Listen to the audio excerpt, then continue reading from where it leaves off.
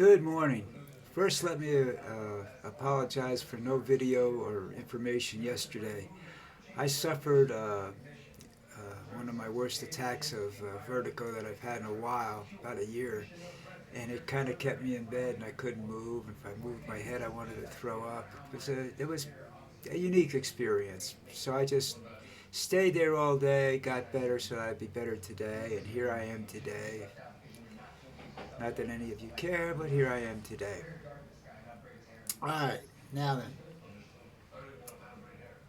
I watch as you can tell by I quote sometimes. I watch unquote. I'll tell you stories about anyhow. The various YouTube videos that come out and say this, that, the other thing about Trump, Marjorie Taylor Greene, or whatever, and then I have to go. To be honest with you, if you really want to, if you watch these things, then you have to do some research because they're taking uh, pieces of things. You know, they're not giving you necessarily the whole picture. Now, that don't get me wrong. Trump is a scumbag, and I don't need a video to tell me that. But what I'm seeing now is, they're saying Jimmy Kimmel or one of the stars. They're saying one of the late night people. I don't want to say Jimmy Kimmel, but I don't know. That's the one they use. I don't know if they're the names of the other ones, so I apologize to everybody in the beginning. But that Trump has a small dick. I don't give a shit about that. I really don't. What I do know is he has a normal-sized brain that just happens to be empty. Okay? And he's in good company. He's got Marjorie Taylor Greene, Lauren Bobbitt, Gantz, a few other people in the mega Republican Party that are just plain stupid. And the problem that I have with that is that there are people that believe them. And they believe that the people that don't believe them are stupid.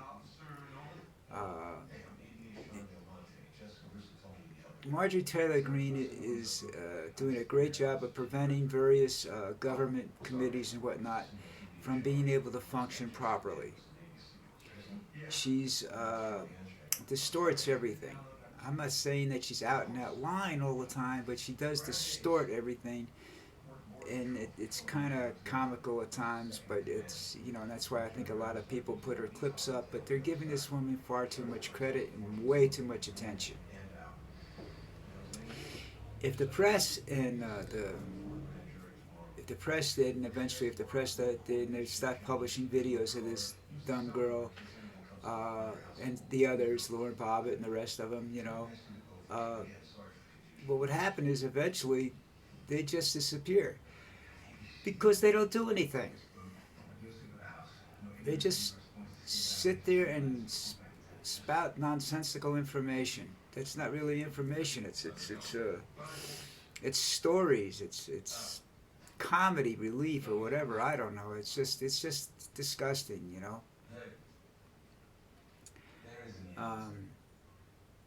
And when they go after Donald Trump like that on a truly personal level, hey, I have no problem with that because he goes after other people on a personal level too. And if you can't stand the heat, get the hell out of the kitchen. You know what I'm saying? But again, Trump doesn't make any sense sometimes. I've heard stories of, because I don't get to read the congressional record and whatnot and stuff that the Republicans have had passed in his name. That isn't that bad, I'm not totally against restrictions on the border,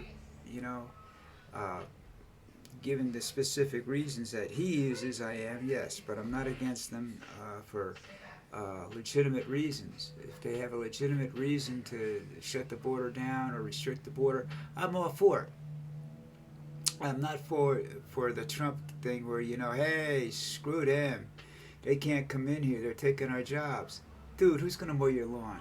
All right? Various nationalities have come into this country and started at the bottom and gotten a lot of criticism for criminal activities and whatnot. The Irish, the Italians. The Italians were the mafia and whatnot. You have the Chinese brought the triads into California and into the West. They've all the American Indian is, you know, a racist and a genocide, which they weren't, but they they weren't really looking for genocide. They just wanted to get you people the hell off their land, the Indians, that is. But every nationality that's come in here has been accused of something. Now, Trump is saying, I want to close the Mexican border. He is not saying that all Mexicans are bad, but he's saying the people coming across that border. Now, if that length of border is bad, what's going on up in Canada? Because if it's just the length of the border that it's unprotected, what's happening in Canada? You know, they they're more likely to enter Canada. It's easier for them to get into Canada probably as individuals than it is to get into the United States as an individual. You know, that's just violent people and whatnot I'm talking about, not the average individual. Average individual, I don't know. I've never tried to get driven across the Mexican border. I've driven across the Canadian border twice before I came down here, and I didn't have any problems with it. You know, the fact that we had to carry our passports into Canada made it a little shaky. You know, because you don't stay in. Sometimes you know, if you're like me, you're staying in motels and stuff like that, and that's not necessarily the safest place to be with a passport. Passport's a valuable document. People don't realize that. A U.S. passport's like gold in some places, you know. So take care of that. If you go anywhere, make sure you keep good hands on it. Now, I don't understand how Marjorie Taylor Greene functions as a politician, because she doesn't, in my definition of a politician and the politicians that I've actually got to meet, and I've met quite a few of them, mostly on a local level.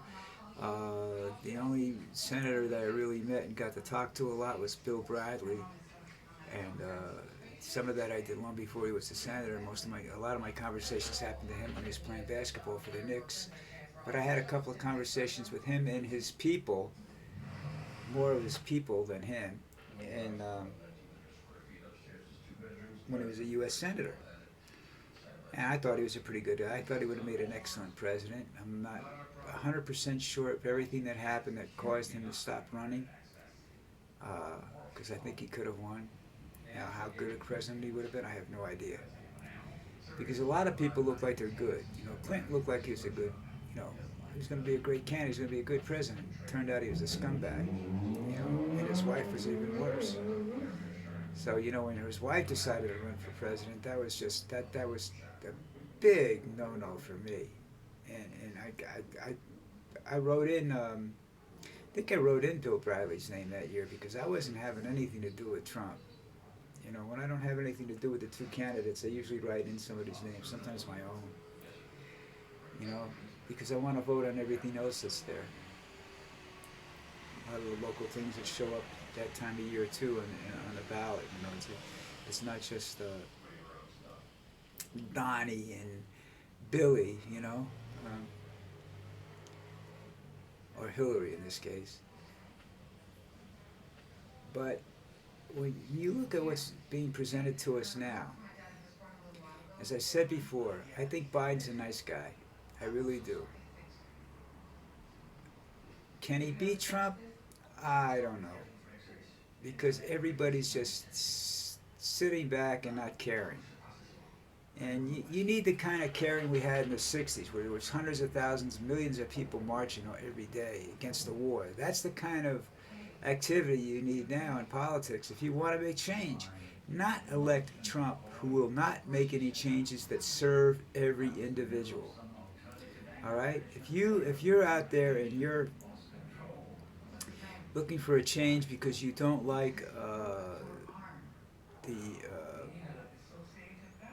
trying to think of a law that would the work laws or labor laws, or if you don't like the president's position on labor, or if you don't like the president's position on Israel, and you vote Republican because of that,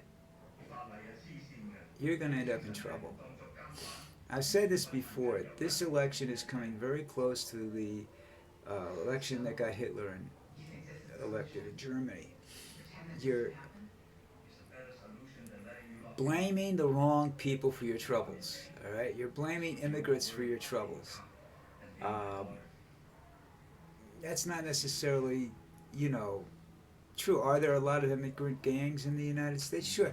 There have been immigrant gangs in the United States since the United States became the United States. I mean, you know, like I said at the beginning of this video, you had the Italians, the Irish, the Chinese. You know, they're all out there. A lot of them are still around. You know, people go, "Oh, the mafia's not around." Yeah, it is. The mafia is just more legitimate now than it was before. They have found out, you know, you don't need a gun to strip America, to commit crimes. You can do it with a cell phone, you know, whatever. Um, yeah, the poorer people, the more uneducated people have tendency to be violent.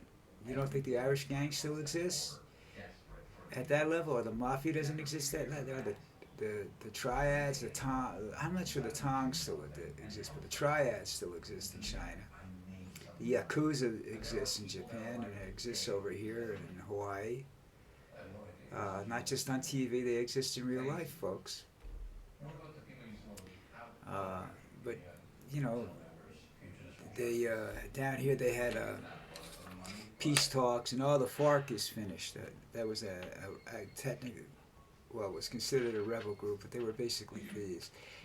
And they're still around. Because down here, you can't tell a bunch of guys that are used to getting anything they want for nothing. They got to go to work 6 days a week, 12 hours a day, and not get, you know, and not make near what they were making on, you know, when they were living in the woods, you know.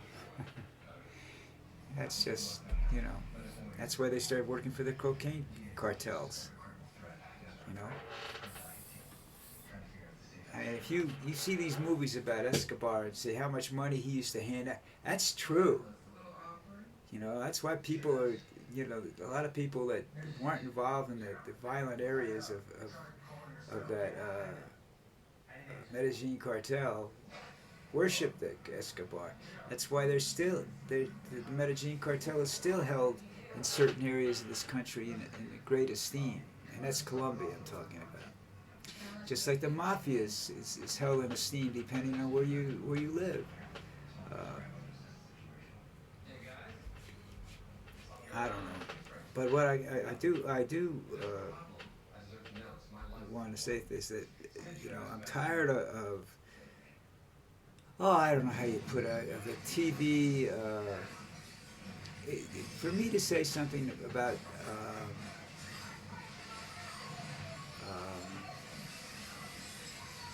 Marjorie Taylor Greene or somebody else, I have to do a lot of research, because I don't necessarily believe everything I see on YouTube or MSNBC or ABC or CNN or anything else.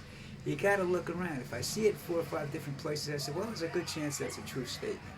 You know, that story is true. Maybe not the statement, what they're talking about happens to be a true thing. Look, I don't know whether you guys like me, you think I'm funny, you think I'm sad, you think I'm crazy, you think I'm old, I agree with. Okay, the rest of them, that's debatable on a day-to-day basis. Go to the end of the video and subscribe to me, alright? That doesn't cost you a dime. I'm not charging subscription fees or anything like that. You know, if you want to hear something, you know, an old guy talk, you know, you have a question that you think maybe because I sit around all day I could actually find the answer to, put it in the comment section, you know, and then subscribe, and then subscribe to my channel. It's just, as far as I know, my channel is, let's go over here. How does it read? It's at Jeffrey Bruff. JEFFREYBRUFF, all small letters. Okay? I have over 252 videos. I have more than that. I don't, not counting the live stuff I've done and everything else. Okay? But that's who I am. I mean, if you go to YouTube and you you type in Jeffrey Bruff, Jeffrey, Beruff, you'll get to some video or a page, and you'll be able to get the information you need about me. You know, I'm assuming it's all true. I don't know. I haven't lied about anything. You know, but I don't know about anybody else. Okay, so go take a look there. Subscribe. I mean, it'd be nice. I get 1 or 2 subscriptions, I'd be happy. You know, I've got one, and that's a friend of mine that hates my political point of view. So he doesn't follow me much anymore. He does check out my music videos.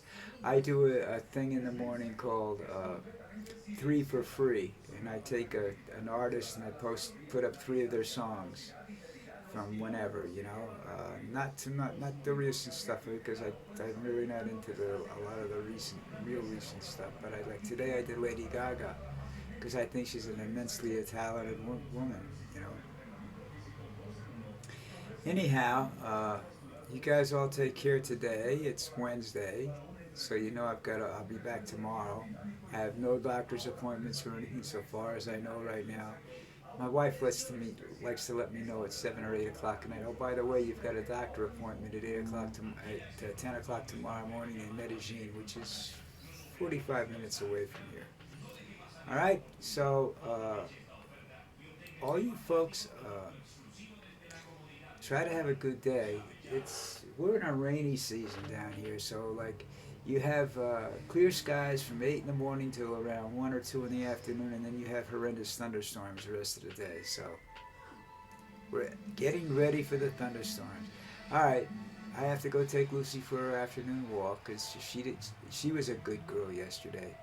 Because my wife walked her, and she doesn't like to walk with anybody but me. And she got 1 walk yesterday, and that was it. So I took her out this morning, and I'll take her out again this afternoon and let her run around, and be happy. She's a dog. She needs to run around a little bit.